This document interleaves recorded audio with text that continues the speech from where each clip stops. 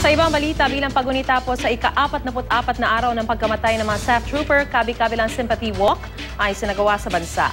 Hanggang ngayon, tila mailap pa rin daw ang hustisya para sa mga naulilang kaanak. May news to go si Isay Reyes.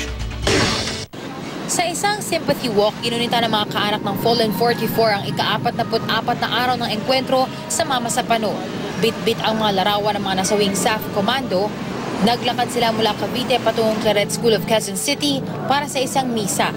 Nakisa sa marcha ang grupong Gabriela, Volunteers Against Crime and Corruption at si dating Tarlac Governor Tingting Cojuangco na tiyahin ni Pangulong Noynoy Aquino. Hustisya pa rin ang panawagan nila. Nagpapasalamat daw sila sa tulong ng gobyerno at ang PNP. Pero we do not want blood money. We, the families of the fallen 44, ask and seek one thing, and that is truth and justice to be served. 44 days later, we still don't know who their killers are. 44 days later, many of us have not recovered the personal belongings of our brave men. Makamtan sana nilang justisya, sasabihin na mag-move on na lang. Hindi pwede, sir. Nagsagawa rin ng sympathy march sa mga probinsya ang daan-daang pulis, sundalo, opisyal ng lokal na pamahalaan, estudyante, sibilyan at kaanak ng nasawing mga SAF troopers.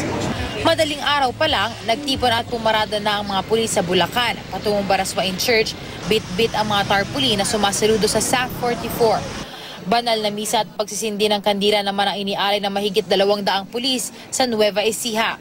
Lahat sila nananalangin ng hustisya para sa mga nasawing pulis sa engkwentro sa Mama Sapano, Maguindanao. Sa Baguio City, isang orihinal na awitin ang inalay sa SAF 44 na pinamagatang Never Forget Tagaligtas. Binigyan pa ng kopya ang mga naulilang pamilya na dumalo. Pamilya, servisyo nyo'y alay sa masa.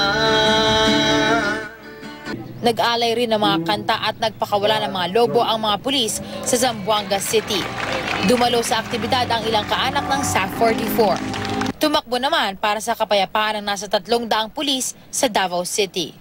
Isay Reyes, GMA News.